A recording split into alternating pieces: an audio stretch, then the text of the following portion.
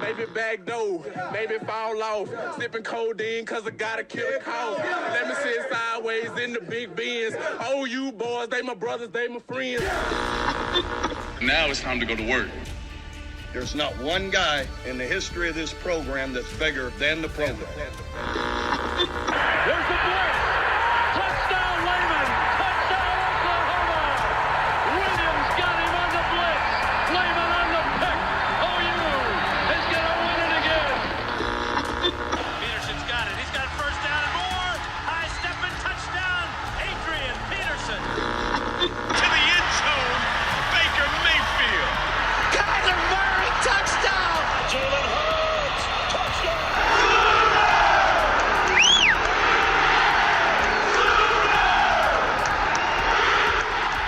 You're listening to Brandon Drumm. Look, I think the program's moving in a great direction. And Parker Thune. Venables knows what he's doing. This is the OU Insider Under the Visor podcast.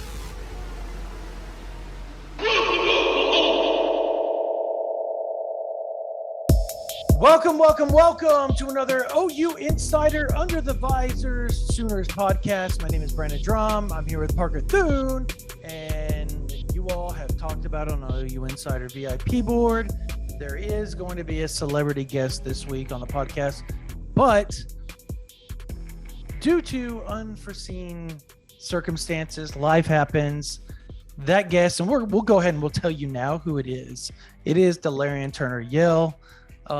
He's going to be on, and it's going to be a standalone podcast. So you're going to get more bang for your buck. You're going to get to learn all about the spring game this week, or on this episode. We're going to talk about the visitors. We're going to talk about what we're looking for. We're going to talk about, some of the things the coaches talk and players have talked about this past week. And on top of that, you're going to get Delarian Turner-Yell, and we're going to ask him about that. That special Lincoln Riley. Oh yeah, it'll be some hard-hitting journalism. I'll have to give him some grief because we booked this interview with him a couple weeks back, and then he showed up on the Oklahoma Breakdown with Teddy Lehman and Gabe Eichert like 3 days ago. So I'm gonna have to be like, bro, you let them steal my thunder. I'm gonna rib Teddy about that good. But no, hopefully with all of the new stuff that's come to light. Well, I shouldn't say new stuff that's come to light. Because Lincoln Riley, in the article that he published with the Players Tribune, really didn't tell us much of anything that he had. Okay, well, the PG label is officially off the table, and we're only 90 sorry, seconds folks. in. Sorry, but no, that hopefully will provide a new angle that we can take with DTY, and obviously, as many of you folks will understand, the life of an athlete that's preparing for the NFL draft is one that is rife with unforeseen schedule changes. And so while we initially planned to have him with us recording tonight, those plans had to be altered due to his demanding schedule. But he did promise us that we would get together later in the week to be able to sit down and record a special bonus episode of the OU Insider Under the Visor podcast. So long story short, there is a wealth of content coming your way, particularly if you are a VIP over at OUinsider.com, because we have been tracking visitors all week, not just visitors for the spring game, but several of the visitors that the Sooners hosted earlier in the week. We've been providing you with updates, team notes, the typical recruiting notes that we do week in and week out. And then obviously previewing what is going to be a very ballyhooed spring game on the 23rd of April. Absolutely. And to top that, I know we also have Peyton Kirkland coming on, getting to know the recruit later on this week. He's visiting Oklahoma tomorrow. We'll arrive around 6 p.m. And he'll be followed on Friday by Derek LeBlanc, 4-star five. He's the number 17 overall player in the country. So he's a 5-star. Let's call it what it is. He's a 5-star defensive lineman. He just hasn't been given his 5th star yet for some odd reason. But he will be in town, according to his father, Ricardo. Hello, Ricardo. I know you're listening.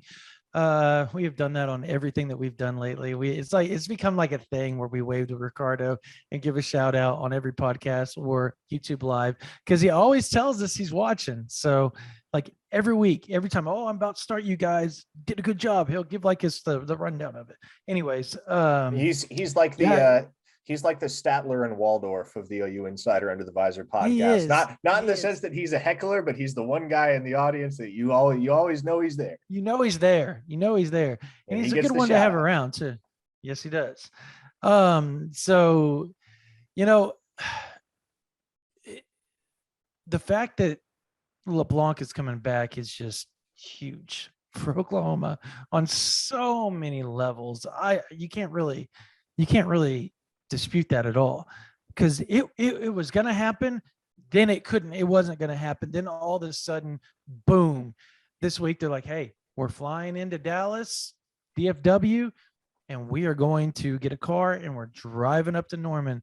They'll be there Friday afternoon and they will be there all the way through Monday. So that is big for Oklahoma, especially considering the fact he's coming back May 31st. Yeah, for the YouTube people, you guys gonna like this little pointer finger today. It's a lethal metal one. I broke my finger, so it's a. They're coming back May 31st. They're coming back. They're gonna camp on June 1st and the 2nd with Oklahoma, or Derek is, and then the 2nd, 3rd, and 4th. They're also going to that afternoon, evening. They're gonna do Champion Barbecue. They're going to unofficial hang out with everybody that's going to be in town. And then the 5th, they're going to hang out a little bit. And then I think they're leaving on the 6th in the morning or 5th at night, one of the two. Regardless, they're going to be there for like 6 days at the end of May, beginning of June. And then they're coming back for an official visit later on that hasn't even been set up. The only official LeBlanc has set up right now is Penn State on June 17th. So Florida is probably going to get an official. Miami's probably going to get an official. Oklahoma's going to get an official. I'm not going to say probably. Florida is going to get an official. Miami is going to get an official. Oklahoma is going to get an official. And I think there's a chance that Ohio State or Tennessee could pull out and get an official too. I know look, folks, regardless of that recruitment, I know we went right into recruiting information there because of the visitor list. That is we've released on OU Insider VIP. We won't dive into a whole lot of names here. We'll dive into some, but that's for our VIP members. So, but yeah, look, it is going to be a battle for Oklahoma to get LeBlanc. But if they can pull it off, that is one of the bigger wins I can remember in a long time for Oklahoma. Just, I think from a standpoint of kind of Venables and Bates saying, you thought we were one-hit wonders at Clemson, and we were just doing that at Clemson. Obviously now Venables did it at Oklahoma, but Bates doing it at Clemson, no.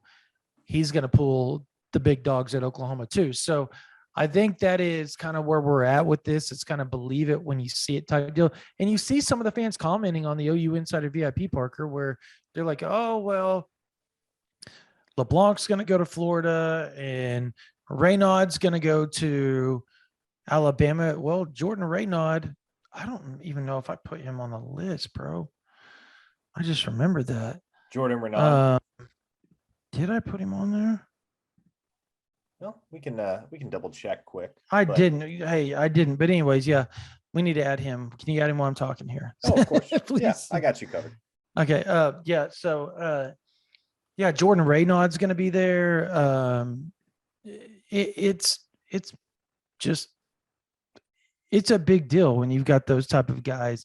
2024 class, Zeno Umeazulu, Michael Hawkins Jr., Nigel Smith, Xavier Sands, Mario Craver. Like, you're talking big names there. And then the fact that Oklahoma's already getting in on some of the 2025 quarterbacks of, Reggie McNeil Jr., Kevin Sperry Jr., Emil Picarella, look, they're doing some big things because these guys, I know, obviously Sperry from Prosper, not too far of a drive for him, 2 hours, but at the same time, Picarella's coming from Reggie McNeil's coming from Houston. I mean, these guys are coming around. It's not just like they can just, not spend half the day in the car or a whole day in the car to get to Oklahoma. So, or have to take a flight. So there's several of those that are happening. And right now with flights being expensive, with inflation, all that type of stuff, Oklahoma's doing a really good job getting some big names on campus. So we'll see where that takes us. Parker, I guess when you look at that list, I know you're looking at it right now. What's kind of your first takeaway from it? And I guess your initial takeaway, like, and there's got to be some surprises too that show up that we don't even know about. So what is your initial takeaway? We're going to add some to this list as we go, but is it as deep as you thought it might be? Is it deeper? Is it not as deep? Well, I'll say this. It is deeper on a Wednesday than I thought it would be, because generally these lists get bigger later in the week as we start to confirm more and more in the 48 to 72 hours immediately preceding an event like this. So I do think this list is more extensive than I would have expected it to be on a Wednesday. And that only speaks to what you were just talking about, Brandon, which is that by the time Saturday does roll around, there probably will be another dozen names at least that aren't on this list yet that will be on the list. Also, by the way, I think if there's one player I am most excited to see OU hosting this weekend, it is my boy Michael Hawkins, the 2024 four-star quarterback out of Allen High School, because Colin Simmons is another guy we forgot. Nope, I'm on it. But no, that is a guy, and I made it no secret ever since I watched him as a sophomore, just absolute standout at Allen High as a sophomore, and in elite company, and that Kyler Murray is the only other guy in that high school's history to start a quarterback as a sophomore. But if I had to pick a guy for the Sooners in the class of 2024 at the quarterback position, that's the dude I'm picking, without question. Yeah. So for the Sooners to get him on campus is big in my eyes. No, it's huge. He just kind of, Hawkins just kind of hit me up out of the blue today, and he was like, "Hey, you know how I told you I had those family plans? I wasn't going to be able to make it." And I was like, "Yeah, man, it's all good." No, I'm going to be there. So change of plans. I will be in Norman this Saturday. I'm bringing my boy 2025 tight end, Davon Mitchell, and it looks like my guy Umio Zulu is coming with me too. So, or Zena, as some of y'all know him, Uma Zulu is coming. So we'll see, if, Zoo ends up coming. I have him down as probable right now. He's trying to get on that. He's telling everybody he's coming, or telling Hawkins and myself he's coming. But he said he's got to iron some things out over the next few days to really make sure he'll be there. But still, the fact that those type of things are happening on a Wednesday, that is not normal from any aspect, especially for Oklahoma. Like, the spring game has been such a, up and down deal. So as far as visitors go, sometimes, it's big, sometimes it's not. It depends on back in, Muleshoe Day, to make it big, they would bring in official visitors so they could get those big names on campus and kind of get some of that momentum going. But it would ruin them because they would waste and it's kind of crazy, Parker. Think about this. Getting a kid to visit in June comparative to a month and a half earlier in April, in the recruiting world, for some odd reason, that is just so big, because a lot of times they'll get those kids going in and Oklahoma will be in the lead in April. But then when June and July roll around and they visited like 4 or 5 other guys, other programs, Oklahoma now is playing catch up again with those targets. So it's been such a different vibe with Venables where they're saying no official visits for the spring game, or at least that's what we've heard so far. So, and you like what you're hearing. You like the fact that they're going to have a big weekend on June the 2nd with the Champion Barbecue. You like the June 19th weekend or 17th weekend where they're going to have another big weekend for them, like a pizza party or whatever they're going to do. I don't know exactly what it is, but there's another potential big weekend in the middle of June. And then at the end of the July, they're going to roll out again another Champion Barbecue type atmosphere to bring in some more official visitors before the dead period starts at the beginning of August. So it's been an interesting, I guess it's just been interesting how Venables in them, how they've went about this recruiting, because it's totally different than what we've been used to with the previous staff. Yeah, well, and I hope that if they do another mid-June recruiting weekend, it is a little bit more elaborate than a pizza party, because that gives me 5th grade vibes. But one way or another, Well, I was just coming up with just like the first thing I could think of. I know they did pizza parties at Clemson, so that's why that was why it came into my head. Yeah, well, So. I think what's encouraging to me about the way that the Sooners are recruiting right now, Brandon, is that sure, there haven't been a whole lot of verbal commitments, and that's something that has kind of gotten a certain contingent of the fan base restless. But at the same time, they are getting return visits, unofficial visits at that, from so many of these prospects that we wouldn't have really considered OU strongly in the running for a couple of months back. I look at Jaquazi Petaway as a perfect example. A guy that's going to be on campus at Oklahoma for the second time this spring, this Saturday. And if you can start to build momentum with a guy like that, maybe he loops back around and takes an OV. And maybe you pull something off where you end up with a player that you weren't anticipating, and the recruiting industry as a whole wasn't anticipating that the Sooners were going to stand a good chance of landing him a couple of months prior. I think about Cedric Roberts in the class of 2022. Remember when he just committed out of the blue in late July, and nobody had any inclination at that point that he was that high on Oklahoma and that Oklahoma was that high on him. I think you could see that kind of dynamic play out, with its own nuance. But what I'm getting at is that you look at a guy like Jaquazi Petaway or a guy like a Jaden Chapman, for instance, where it's not immediately clear or not immediately evident that OU is right there at the top, but they just keep showing up and showing up and showing up. And at a certain point, as you and Rusty Manziel like to say, Brandon, you got to follow the visits. And with a couple guys like that, if you end up following the visits and the visits keep leading you back to Norman, Oklahoma, that's maybe an indication that Oklahoma is in this thing a lot deeper than folks would have anticipated.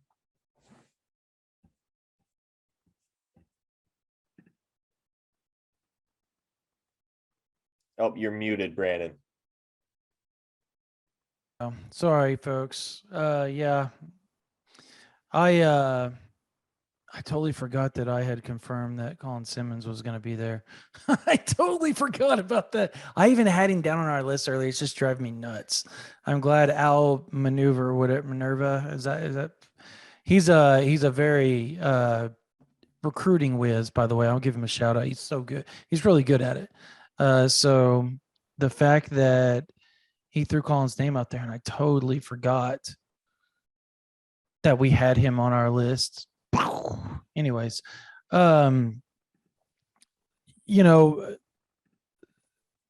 this weekend is something that, and I've been doing a lot of thinking on this, is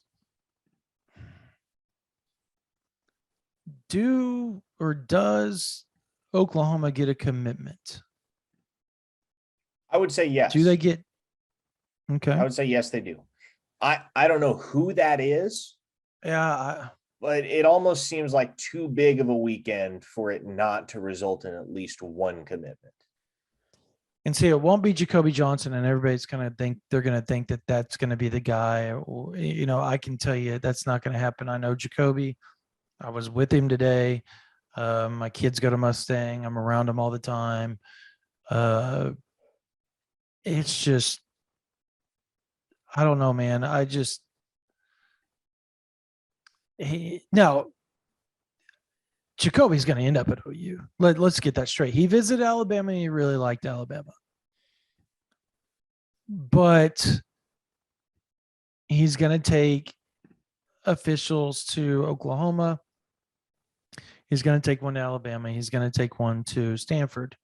He's going to take one to Oklahoma State. Those are going to be the 4 teams right now that really kind of have position. And even today, as we record this on April 20th in the evening, he was at Alabama this past weekend.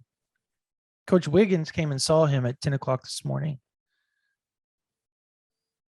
Michigan followed it up. Coach Klinkscales followed it up at 10:30. I followed it up too. So, but one of these things is not like the others. Yeah, right. So, it was different. Florida State walked through. I mean, it was weird.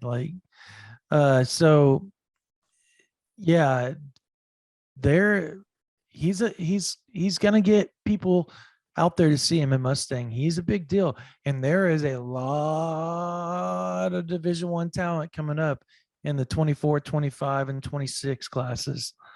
And I'm telling you, they have. It just sounds so weird to say it, but they've got the best 8th grade class I've ever seen in my life, honestly. And I say that like straight up honest. Like they are going to have probably that are going to be freshmen next year, and they're going to play varsity. Like those dudes are going to play. There's a running back on that team. Ran a 4.7 as a 14-year-old. That's pretty good. Yeah, Jacoby ran a 10.6, by the way, 100. That's also pretty good. Yeah, he can fly. I think he has 5. If he does that consistently, if he can get down to 10.5, don't you think he's a 5-star? Or at least some 5-star range? Yeah. I think Jacoby has the potential to be there. I think that's a good Gabe Brooks question, by the way. Well, and I think what hurts him, quite honestly, is that he plays in the state of Oklahoma. I think that's probably what holds a guy like him back. And I hate that phrase right there. I hate that phrase because they're going to look at that right there, especially in the 2023 class. Like, come the hell on, man. Like that class is good in the state of Oklahoma, like really good. 22 was excellent. 24, I am so sorry to say that, but it is not very good right now as far as overall depth. And even some top, the second David Stone left, that hurt. Now, if Zadavian Sims moves into Durant, we're changing some things up now real quick. Sure. Right? He instantly becomes the top guy. Instantly becomes the top guy, and it all of a sudden brings notoriety back to the state that was lost when David left. But 2025, and I know you can back me on this, it might end up being the greatest class in the state of Oklahoma of all time. That is 1,000% true. That potential is very much on the table. And let's not get it twisted. There are some guys in the state of Oklahoma in the class of 2024. Dax Collins obviously is at the top of that list. Yeah. Harrison Utley from Norman North already has an Iowa State offer. DeMontre Patterson has an offer from Marshall. Ezra Bollinger is another guy from the Tulsa area that's worth keeping an eye on. But for the most part, Brandon, there's not a top 250 kid yet. That's the thing. No. You're dealing with a lot of guys. And there's usually 4 or 5 by now. Yeah. And as you look ahead to 2025, there already might be 6 or 7 top 250 kids. At minimum. That class minimum. is going to be very good. Yeah, like you're talking like I know y'all can't hear us, and this is such a rhetorical question to you people. Well, you can hear it. We can't hear your answers when you talk to the radio, but y'all remember the 2022 class, obviously, and how deep that class was, where it seemed like the whole class was going to get an Oklahoma offer at one point when they were like Robert Spears Jennings, Jaden Rowe, Gentry Williams, like everybody was getting an offer because it was that good.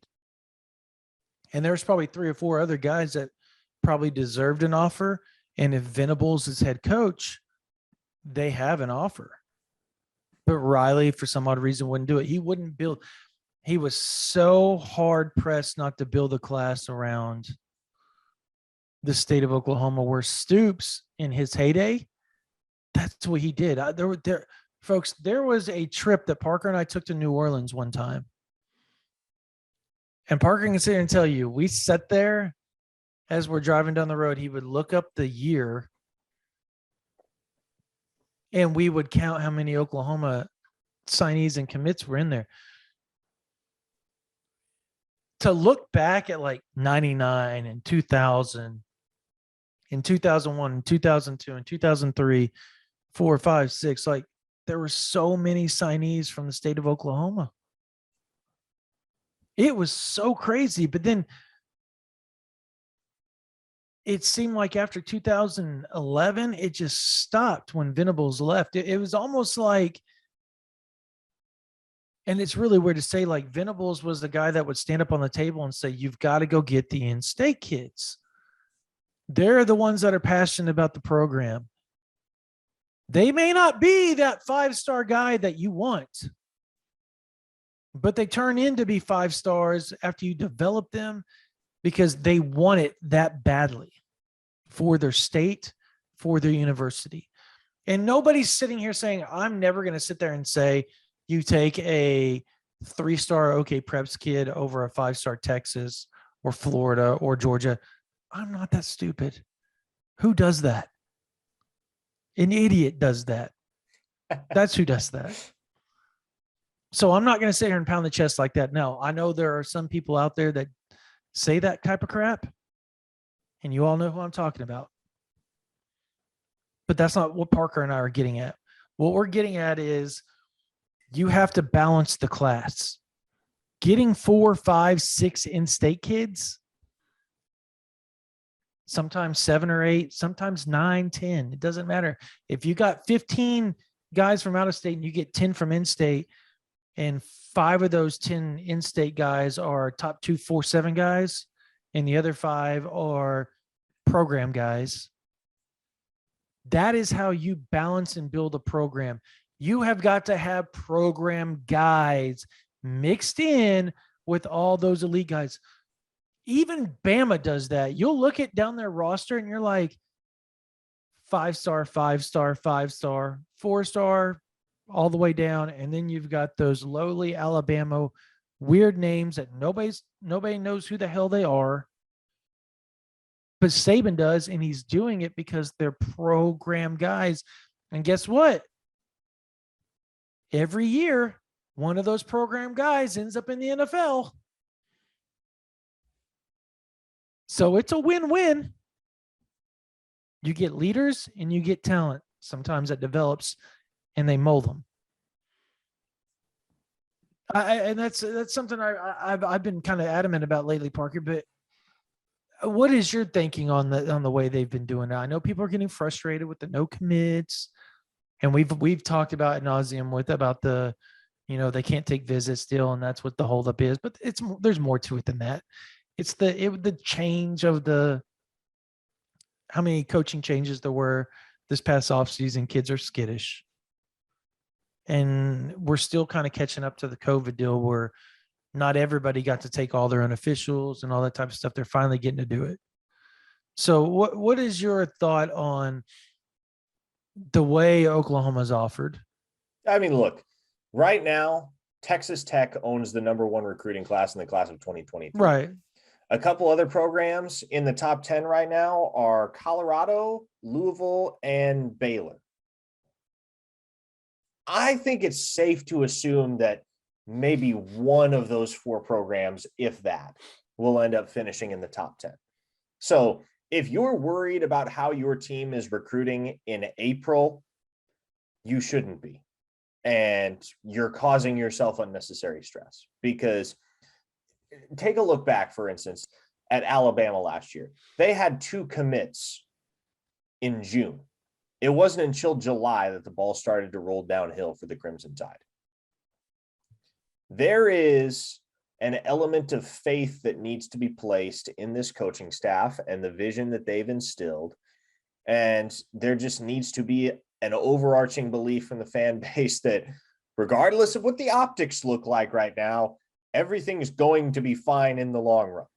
And I promise you right now, Oklahoma is not the only school that's going through this exact same dynamic and whose fan base has this exact same complaint. I mean, let's talk about some of the teams that are ranked in comparative territory to Oklahoma right now in the class of 2023. Alabama has 3 commits. They're number 27. Clemson has 3 commits. They're number 28. Texas has 3 commits. They're number 32. Oregon has 2 commits and they're at number 43. Oklahoma is far from dead last. They're not bringing up the rear in this race at all. And where they're at right now in April is in far better territory than a lot of those other programs that I mentioned, as well as programs like Auburn at 44 with 2 commits, Florida at 47 with 2 commits, Utah's at 49 with 2 commits. Ole Miss has 1 commit and they're at 56. My point is, you have virtually no reason to be concerned right now, because early momentum in the recruiting game, does it carry some weight? Certainly. But the recruiting rankings come December are going to look night and day different than they do right now. So much is going to change. And you have to, I know it's cliche at this point, the 76ers kind of ruined it for everybody, but you have to trust the process. I promise you, that's what Oregon fans are doing. That's what Florida fans are doing. That's what Ole Miss fans are doing. That's what Wisconsin fans are doing. They're at number 62 with 1 commit. So, and they never recruit well, but still they somehow win. Yes, it's not as if Oklahoma's a straggler right now. That is not the case at all. All things considered, they're actually in pretty decent shape right now today. In the long term, they're in excellent shape because they're building momentum with so many of these blue chips in the class of 2023. And they're getting guys like Derek LeBlanc, Peyton Kirkland, Jaquazi Petaway, Caden Green to visit over and over and over again. And are they going to get commitments from every single one of these guys that they're hosting this weekend for the spring game? No. Are they going to host every one of the guys? Or are they going to get every one of the guys that they host for an official visit? Certainly not. But you can count on the Sooners being in the final, I would say, what's the word? Peloton. That's the word. I was thinking, what's in the Tour de France? What do they call the front group? It's the Peloton. But the Sooners are going to be Which in has the also Peloton. been ruined. That word's also been ruined, by the way.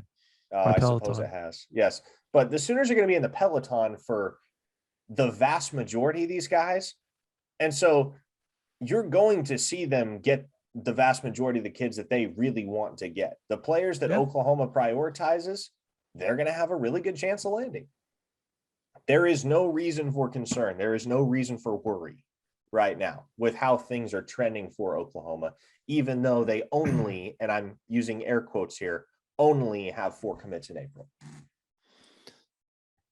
I don't know, man. I just read something today on my, was it the By Job and Cole Adams update, where there was a poster that said that LeBlanc's going to go to Florida, Raynaud's going to go to Alabama, David Hicks is going to go to A&M, and Todd Bates is going to strike out. I know you saw what I thought. Yeah, I know you saw what I'm talking about. Parker just rolled his eyes. They're striking out on everybody, Parker. Striking out on everybody in April, by the way. And it was a weird comment because we just got done discussing how Cole Adams and Oklahoma seem to be coming together now. And he's okay with how Oklahoma is recruiting him at this point. They're talking, they're communicating. There's an understanding that wasn't there for a long time. And it really did. It took one of them to open up and say, okay, I'm going to come down and see you. Now Oklahoma's going to go see him. Like, they're returning the favor. And when that favor's returned, there's a good chance an offer goes out this spring to him. And I know that we were talking about this past week on the YouTube live that if they didn't offer while he was there, it may not happen. Well, it looks like Oklahoma wants to go watch him move in person. And if they like what they see, I think they offer it. And I think Oklahoma's in a really good spot. The fact that he's waiting, he could have already jumped on the Alabama offer. He could have jumped on numerous other offers. And he's here waiting on Oklahoma to see what they're going to do. And he's been patient about it. That tells you all you need to know about where he stands with it. Like, Adams is being patient. Oklahoma's being patient. And I actually think the Oklahoma staff is probably respecting the fact of how he's handling it. Like, that's your program guy, but he's not just a program guy. He's an elite talent. Like, he's got speed for days. Got that 4-star now too. Yeah, he got that 4-star now too. So, I mean, it's, I don't know. There's that. And then there's By Job, people want him to automatically, well, he lives in Norman. Why doesn't he commit? Folks, he's not from Norman. He's lived in Norman for like 4 years. He's from Senegal. And one of these days, you guys are going to get to hear his life story. And you're going to understand why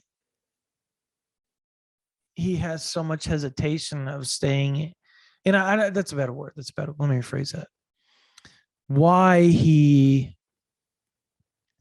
doesn't just jump on Oklahoma and stay in Norman automatically. It's not my place to tell the story. One of these days, I'm going to have him come on and meet the recruit. And I'm going to let him tell you guys. And when he's ready. And when that happens, you guys are going to understand.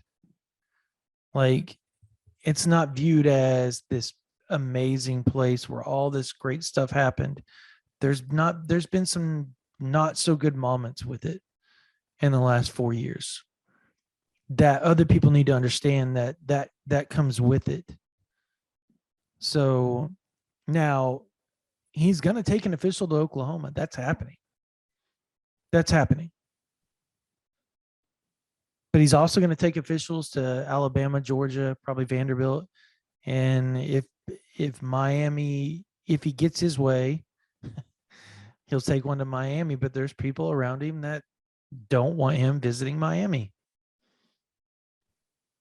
So we'll see how that goes. I mean, we'll see. We'll see.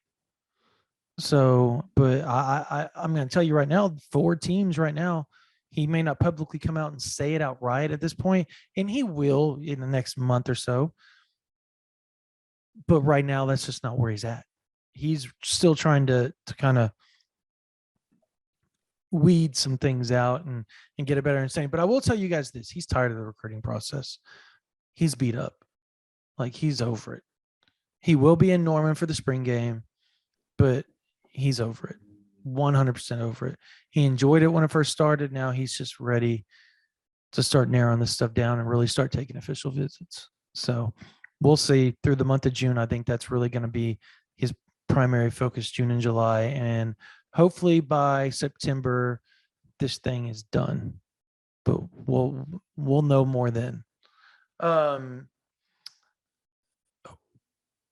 as far as the game goes this weekend, what exactly are you looking for, Parker? Like, we know that somebody tweeted out today that there's 3,000 tickets left. We know the thing's probably going to be sold out. And there's a chance that they may start opening up some of the balcony just to have some overflow if needed. But what are you looking for game wise? Like, and we can talk about the Baker Mayfield stuff and all the pros that are going to come back, because there's so many elite Hall of Famers, all-time guys going to be back. But what are you looking for in this game? Like, what is going to be biggest takeaway? I think for me, what's most interesting about this game, and look, it's not going to be anything revolutionary that I'm about to say, but the spring game, more than anything else, is a great opportunity to see what you've got in the newcomers, whether that is transfer portal acquisitions or early enrollee freshmen. And so guys like Javonte Barnes and Jaron Kanik that we have talked at length about, guys like Trey Morrison, Jeffrey Johnson, I'm leaving somebody out, Kenai Walker on the defensive side of the ball, those high impact transfers that the Sooners brought in, even an under the radar guy like McCade Mettauer, who isn't going to be as conspicuous from his position at left guard, but that is likely going to be a key cog for this program in the fall. Those are going to be the players that I am scrutinizing most heavily. Mm-hmm. And also, again, not really anything that I'm going to say here that will come as any surprise to anybody or that will differ from the opinion of any casual fan. But I think people are most excited to see what Dillon Gabriel brings to the table. And I think with Brent Venables' announcement that he's going to play for both teams, that he's going to swing back and forth between the two sides at the coaches draft, that's a pretty reliable indication that there is a significant gap in talent and maturity right now between Dillon Gabriel and every other quarterback. Because if you had somebody that was even close to Dillon Gabriel's level, you wouldn't even worry about having your quarterback swing back and forth, right? And it's understandable that this would be the case because he's going up against a true freshman in Nick Evers and a trio of walk-ons in Ralph Rucker, Ben Harris, and Micah Bowens. And yes, Micah Bowens is a walk-on for those that are not aware. So to a certain extent, I get it, but I also think that puts a lot on Dillon Gabriel's shoulders heading into the fall because, especially the glass half empty fans are going to have it embedded in the back of their heads. Well, what if Dillon Gabriel gets injured? What if an ailment were to befall him? What becomes of the Oklahoma offense in that event? And so I am intrigued to see just how well this offense functions under Dillon Gabriel. And from the practice reports that I've heard from talking to people close to the program, the last couple of weeks, the offense has really started to kick it into gear. So while I am excited to see how the offense functions under Dillon Gabriel, I also think studying Nick Evers as a quarterback and studying Ralph Rucker for that matter is going to be key as well, because with how much of a gap there is between Dillon Gabriel and everybody else in the room, you always have to be prepared. You got to have that contingency plan in place in your head such that if injury does befall Dillon Gabriel, as it did in his final season at UCF this past year, how are the Sooners going to be able to respond? That's not just on whoever the next quarterback in line is. That's on the defense. That's on the running game. That's on the offensive line. That's on everybody. So it's not necessarily for me just about the way that Dillon Gabriel throws the ball. It's how the offense gels around the quarterback. And so those are the things that I'll be looking for primarily with regard to the spring game this weekend. Also, going to be interested to see in what is likely going to be a windy and potentially rainy environment, how the place kickers perform, because we've talked about that. That's a definite question mark for Oklahoma heading into the fall, at least at this point. We did, bro. We did the was it last podcast or the podcast before we did like a 30-minute segment on the kicking game? Yeah, we did And talk for we quite a while. deep dived into the history of kicking too. History of OU kicking. I'm sure that was just riveting for fans, but it's so important though at the same time. And that's what, like, it's a position where you're just like, oh my God, they're talking kicking, but you want to talk kicking when they kick a game winner or if they miss a game winner, right? You can't have both.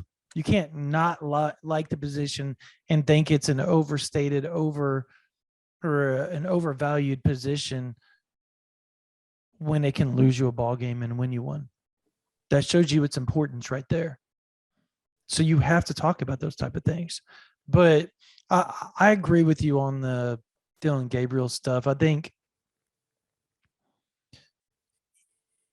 he has to stay healthy for you this year. I think that is just, man, it's good. And I want to say that as the roster sits now, he has to stay healthy. Right? We assume Oklahoma's going to go add a quarterback out of the portal, right? So, and I'm talking about after spring. And so if they can do that, I think that lessens the, I don't want to say lessens the value of Dillon Gabriel because I don't think you can lessen his value this season, but it lessens the what's the word we're looking for here, man? It lessens the, I guess, circumstance if he is to get hurt, especially if it's like for a week or two. Maybe you can fight through that and win a game or two, as long as it's not a long-term injury, right? If you can find somebody that can come in and be a viable backup. And we're not saying Nick Evers is bad. We're not saying I don't know, Brandon. I heard you say Nick Evers sucks. That's what I heard. is that what that was that word, those words came out of my mouth? Okay. But we're not saying that. We're saying that he's a true freshman. He's just now learning the college game, and to be thrown into that sort of, I mean, you saw the ups and downs of the number one quarterback in the country in the 2021 class last year in Caleb Williams. Those were a lot of ups and downs, and he only started half the season or last 7 games or whatever it was. But, or no, it wasn't last 7. What was it? It was last 7 games. Last 7 games. 7 games. That's right. Last 7 games. So, I mean, come on. Like, seriously. I mean, that's serious. Like, if he had those ups and downs and he was considered a generational talent, what do you expect a guy that's the number 7 or 8 quarterback in the country? Like, he's not going to come in and just be consistent every week. As talented as Evers may be, and we both think that he's very talented, and he's going to have a great career at Oklahoma. But the ups and downs of any freshman, they happen. They happen to the best. Adrian Peterson had some games where he just wasn't as elite as he was in others as a freshman. It just happens. And you talk about a generational talent. He's a multi-generational talent. And he still had some games where you were like, okay, like he struggled at A&M. I know he hurt his shoulder, but that's another thing we're talking about is like, you're going to take a beating. This is a more physical game than you're used to being in college. You're the big dog. You were the senior. You were older than everybody else. Bigger, badder, stronger, faster. Now you're going up against, as a freshman, where everybody else is bigger, badder, stronger, faster than you. So there's that. There's just so many things Oklahoma has to balance here.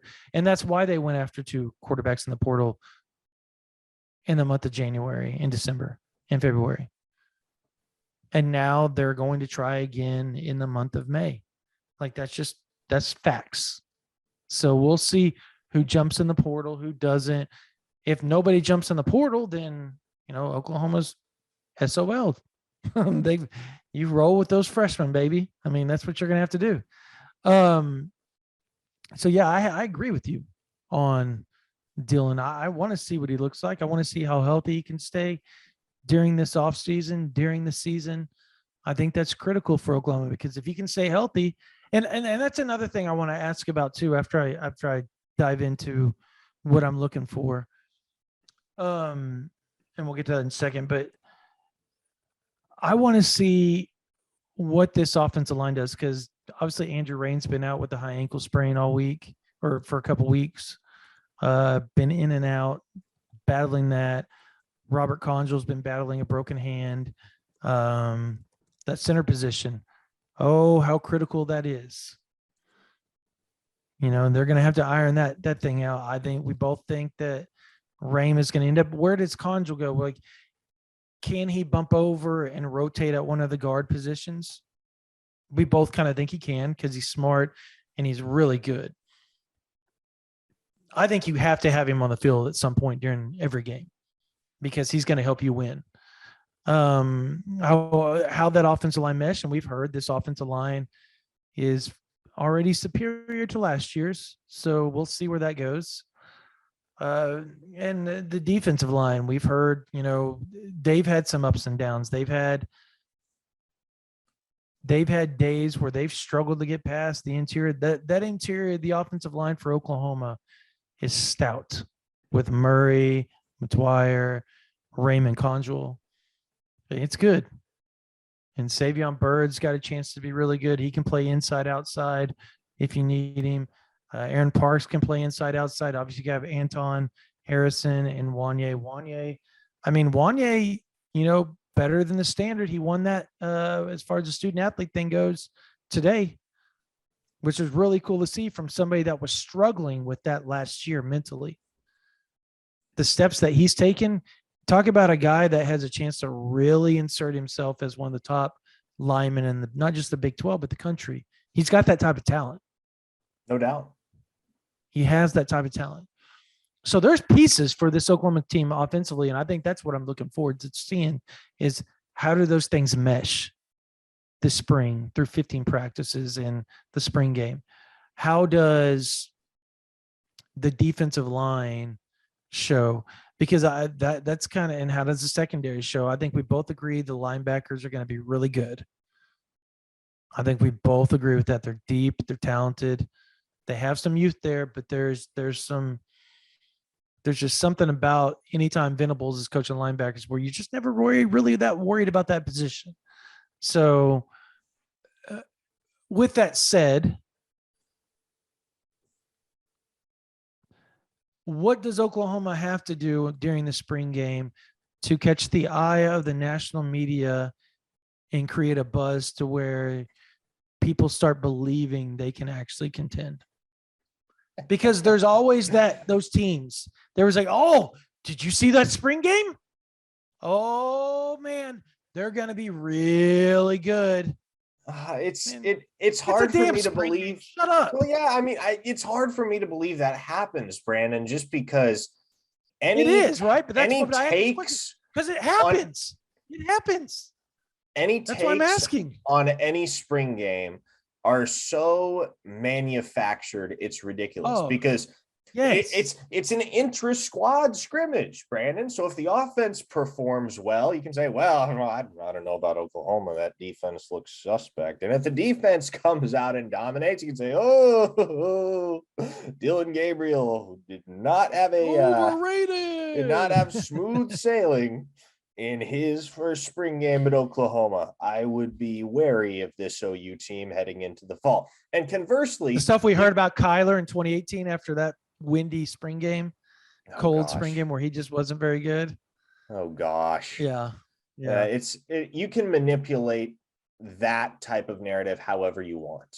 You can turn a spring game into an unwaveringly positive sign that Oklahoma is going to contend for a college football playoff berth, or you can turn it into an unwaveringly positive sign that they're going to finish in the bottom half of the Big 12 if you really want to. So here's where I stand on all of it, Brandon. I feel like the national media has already kind of made up their minds what they Oh, think yeah. of Oklahoma Oh, yeah. and what they will think of Oklahoma heading into the fall of 2022. So, no, I'm not convinced that the spring game will provide any reason for pundits across the country to get excited about the Sooners. Oh, well, I mean, we might. I agree with you. There's not. I totally just threw a softball up there just to get you roused up. By the way, because I know exactly what that question was going to do. Because it's the dumbest question ever. When people are like, "Oh, well, they don't look very good on defense, or they don't look very good on offense in spring game." I'm like, man, shut up. There's always going to be a winner or loser. They know what each other going to do. So if one side has a bad day, because my God, maybe they're bored, or maybe they showed something. Maybe the offense showed something that the defense hadn't seen from that offense, and they're not out there, dissecting film. They're just showing up and playing. Honestly, like that. That's another thing people don't understand. Like, they just showed up and played. There wasn't like a week of evaluation and dissecting the opponent's playbook and diving into that. Like, they're just showing up there. They're just throwing a roster together, and they're going to go out and play for the fans. That's all this is. Now it's going to be fun to see a different style of play, a more physical style of play. I think they're going to play faster. I think this game is going to be way more physical than any spring game that we've seen in recent memory. Would you agree with that? I would agree with that, because the one thing that they're doing right now in practice that they didn't do under the old staff is tackling. It almost has to be a more physical. It almost has to be a more physical. What is this word? game. What's this word? Tackle? I don't understand it. What does it mean? I'm totally being, yeah. Well, that's the there's probably some OU fans out there doing that. Like, what is tackle? if it's not the most physical spring game you've seen in at least 5 years, I think there's a problem. I would agree. Well, to that, and you were talking about the national media making up their own narrative already. And the national media are always, they already have what they want to do with Oklahoma. Could that not have been more evident today? Thank you, Lincoln Riley, for ruining my birthday. You jackass. He ruined your birthday? In the Players Tribune bullcrap. Didn't really ruin it. I'm totally trying to be dramatic here with what I'm saying. People, if you take me seriously, people. How do you let anybody ruin 420? I know. I know, right? I know. I was born on 420. Anyways, I was trying to be dramatic with it, but here's the truth of the matter. How stupid was that? It was the biggest. Hey, everybody, look at me. I know Venables is about to have his first spring game in front of a sold-out crowd in Norman, Oklahoma, and I'm about to play in front of 10,000 people at most in the Coliseum. Are we really getting into this? Are we gonna? We're doing a Players Tribune talk. We're gonna do it, man. Okay. Well, I know you read it. I read it. We're gonna talk about it, because we're gonna also talk about with DTY. But I want our personal opinions out here right now. Okay. Because DTY's opinions are better. No question. And it's probably gonna more be authoritative. yeah. Now, here's what I will say about all of it. It reeks of narcissism. Oh my God, yes. It reeks of narcissism. The timing in particular, because this comes immediately on the heels of Spencer Rattler and Austin Stogner doing the interview with ESPN, where they expressed that they felt Oklahoma was a toxic environment in 2021. It came directly on the heels of RJ Young's interview with Isaiah Thomas, where he dished on how everything unfolded on November 28th and in the immediate aftermath. And it comes 3 days before the Sooners play arguably the most anticipated spring game in program history. Lincoln Riley didn't have the eyeballs on him anymore. And moreover, he had players coming out and attesting to the reality that things were not so chipper and not so sunshine and roses towards the end of the season in 2021. And the narrative was getting out of his control. And OU fans, moreover, on social media, were starting to move past the messy divorce. And so I don't know if he decided he needed to reinsert himself, or is it if his agent decided he needed to reinsert himself. Whatever the case may be, the timing of all of this absolutely reeks of narcissism to me. What do you think the chances are that he actually wrote that bullshit? I'm asking. Oh man. Was it him or was it his agent that wrote that? I bet he wrote it. And he I bet approved wrote it. Really? You think so? No, I bet he did write it, because it was the exact same. Which just BS. makes it even more better. Yeah, Like, it was just the and biggest pile of crap this I've is ever my read. other issue with it, is that he didn't tell anyone anything that they didn't already know in this column. He just regurgitated the same garbage that he's been sticking to his guns on for almost 5 months. Yeah, I literally, I know I've cursed a couple times on this podcast, but I want people to put your earmuffs if you have your kids with you right now. I'm giving you 5, 4, 3, 2, 1. I almost made a video for Twitter when I read this, okay? And it was going to be of me reading it. And the whole time I was just going to be going, bullshit, bullshit, bullshit, bullshit, bullshit, bullshit, bullshit, bullshit. And I was going to keep zooming in on the Players Tribune stuff. You're going to get one of those buttons. Yeah. All right, I'm done with the cursing now. But still, like, that's really where I was at with that. Like, I could not believe that he decided on a Wednesday. He has a spring game coming up, but nobody gives a crap. That's the problem. Yeah, because people don't care about college football in LA. I know. There's 30 other things that are worth more of their time and attention than when USC you say football. that right there, it makes it seem like the only thing to do in Oklahoma is Oklahoma football, which partly true. But it's not the only thing to do. It's the most important thing in a lot of these people's lives, though.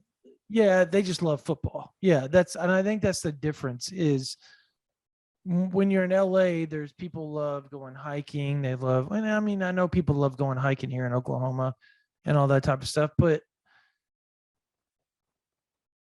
they love football over everything. Like, it literally is in Oklahoma, God, family, football. Like, that is the truth. And sometimes football's higher on that priority list. Sometimes it's not necessarily in that order.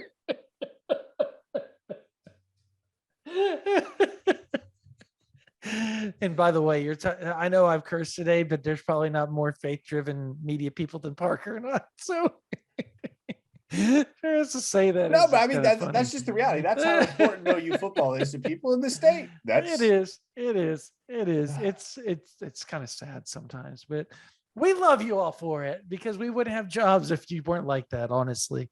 To be straight up honest, like, it really was like, he was like, man, there's 3 days until that spring game. And like you said, nobody's paying attention to me. Why has nobody asked me about Oklahoma? Why has nobody come to our practices and asked us about how good such and such is, or Mario Williams, or blah, blah, blah, blah. Like, why is that not happening? Probably because Alabama, who is more important than USC, had their spring game this past weekend. Arkansas had their spring game here recently. Texas A&M had their spring game recently. Trying to think who else. Well, I think LSU's had theirs recently, Florida right? Has Or had theirs. Florida. Yep. Florida. There are other college football teams, Lincoln. There's other college football teams. I know. I'm just throwing that out there. So, as a matter of fact, there are other college football teams in your same city in LA. They happened to beat y'all last year during your 4-8 season.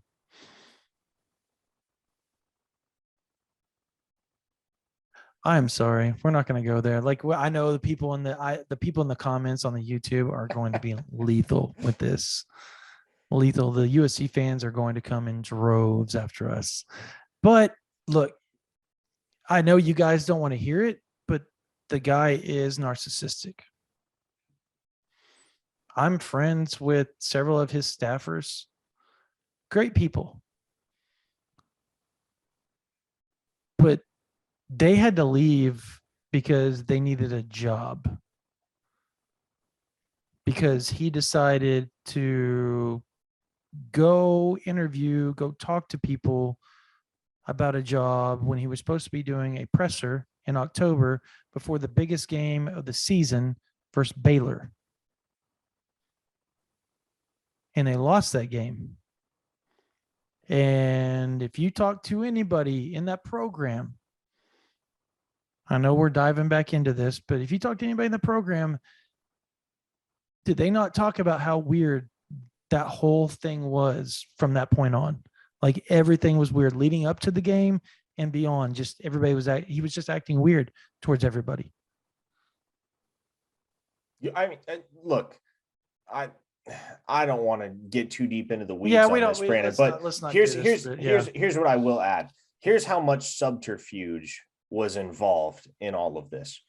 There were members of Lincoln Riley's staff at Oklahoma that were making plans to the effect that he was going to take the LSU job on that Sunday. Nobody knew about USC. Not a single human being. And that was after, mind you, he had come out and said, I'm not going to be the next head coach at LSU. People still believe that he was going to take that job.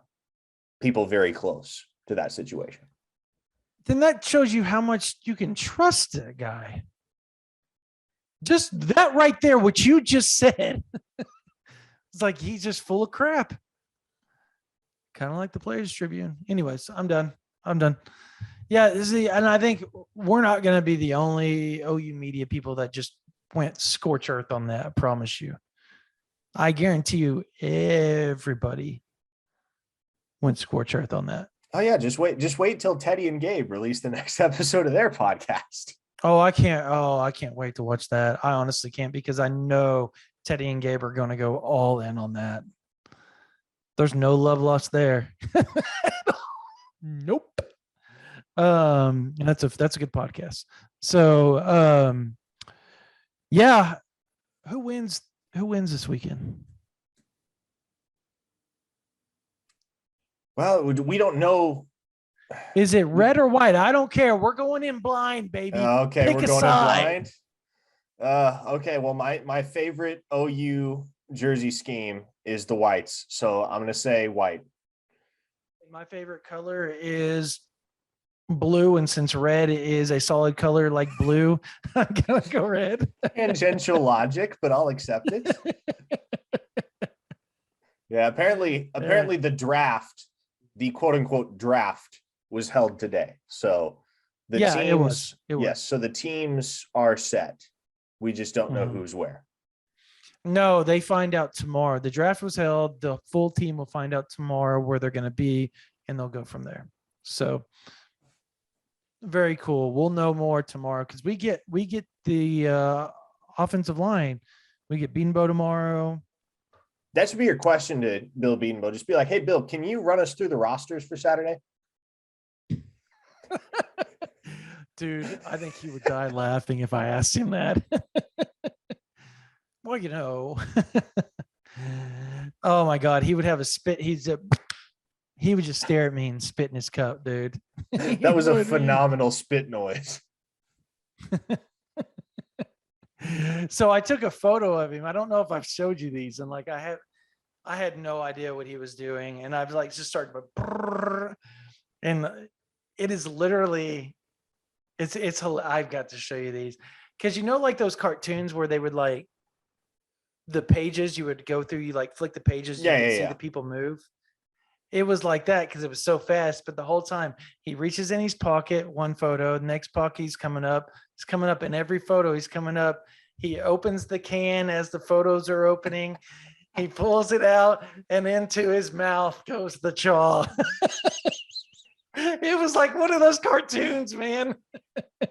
I've got to show you. I have them. I've got to show you. It is hilarious. When I just press go on the phone, it's like boop, boop, boop, boop, boop, boop. Just one big motion. It's awesome. Yeah, I think we're done, man. We're totally we've just we're totally off the rails at this point. So anyways, pay attention to, we'll have a standalone DTY interview, and we're going to talk about the Players Tribune folks stuff. Like we're going to talk about that stuff.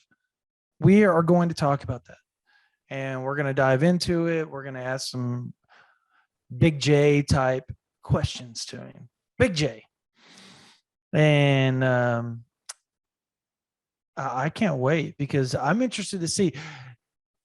DTY is usually a pretty out, like he's going to tell you bluntly what's on his mind. So with some, I guess candor in there. So I think it'll be a good podcast. It'll be fun. Parker and I will do it, and we'll get it up for you guys. So make sure you pay attention to that coming up. Going to be really fun to hear about his draft process, last year's season, obviously the Players Tribune stuff, and how he views the Brent Venables regime going into the spring game. And so I can't wait for all that. Be sure that we should have the getting to know the recruit with Peyton Kirkland, 4-star offensive lineman out of Orlando, Dr. Phillips High School. And you want to talk about somebody that is just blunt and to the point, and probably one of the best interviewees you'll ever hear in your life. Peyton Kirkland is that dude. So if it's up on our YouTube, go ahead, watch it, and you're going to love it. It does have a glitch in it where it's just shows him. You hear my voice, but it shows him. We'll get that fixed for next time, but we need to rechristen it, and we need to make it a spinoff of Know Ya Boo with Tom Haverford, and we need to call it Know Ya Crute. Know Your Crute. Let's do that. It's now officially known as Know Your Crute. I interview people. I make it really lax and fun for them. And then at the very end, we dive into recruiting, and you get to actually learn their lives, like what they've been through, how they're like Peyton's life, where he came from, like to get to Orlando was really cool. So you guys would love that. That's it, man. Like, make sure you pay attention to all that. Make sure you join the OU Insider VIP board. I think starting tomorrow, we are going to go 50% off. So the 21st through Monday, the 24th, 50% off OU Insider VIP. That means $53 will get you 1 year of VIP access, news and notes, team info, VIP, all that type of stuff, recruiting, daily, VIP chats, video. You get all that stuff way before everybody else. And a lot of stuff that we don't ever post publicly, nor do we talk about on this podcast, is on OU Insider VIP. And it is legit, folks. Like, it is where it's at. There's thousands and thousands and thousands and thousands of members on there right now. Seriously, like that place is busy, busy, busy. You drop something, and within 10 hours, there's 10,000 views on our stuff. So, I mean, it's super busy right now. And we can't thank you guys enough, you OU fans, for signing up. We continue to break records. You guys are on there. You're asking us questions. You're commenting. There is so many OU fans talking OU 24/7, whether it's basketball, football, baseball, recruiting, gymnastics. Women's won the national title. The men's golf program is on fire right now. I mean, all sorts of stuff that they talk about on all the message boards. We have a political message board you can go to as well, called O'Connell's, where you can talk about just about anything. So, and that is just Hell's Kitchen. I forget that board exists sometimes, which is probably for the best. Kitchen. It is Hell's Kitchen. Like, it is the worst thing in the world, but it's funny to go read. So yeah, we have all that for you guys on OU Insider VIP. come join us. $53 to get you 1 year, or you can try us right now for 1 month. If you just want to test us out, $1 for the first month, then $9.95 afterwards. You cancel easy. Hit up support. They'll cancel. They'll drop your credit card, all that. Good to go. Yeah, and if you want to sign up full and don't want to pay the 50% off, and you want to go full and pay maybe $75 or $108, depending on what it is at that point in time. I think usually it's about $75. We try not to do the $108 your first year. We try to make it really easy. But you get, if you do sign up at the $75, you get Paramount Plus with that. That's $99.99 value added on to what is essentially $108 value, which puts it at about $207 worth in value added on with Paramount Plus, which is really cool. That makes it worth it. And if you do sign up for the 1 year, whether it's 50% off or whatever, you still get to go to all the other 247 sites. You get to see their VIP stuff. You get to go read how they're doing in recruiting, what their teams are like, all that. Be in the know. Be the best college football fan you can be and college sports fan you can be, whether it's basketball, football, baseball, it doesn't matter. All these other sites, just like OU Insider, will have you in the know. So hope to see you guys there. If you do, let us know that you signed up. But that's going to do it for this edition of the OU Insider Under the Visor Students podcast. For Parker Thune, my name's Brandon Drumm. You guys have a blessed day. We will see you guys at Pack the Palace this Saturday at Owen Field. Have a blessed day. Oh, one more thing before you have a blessed day. We are going to do a post-game podcast, post-spring game podcast. So make sure you pay attention to that as well. So anyways, you guys have a blessed night. We will talk to you guys later.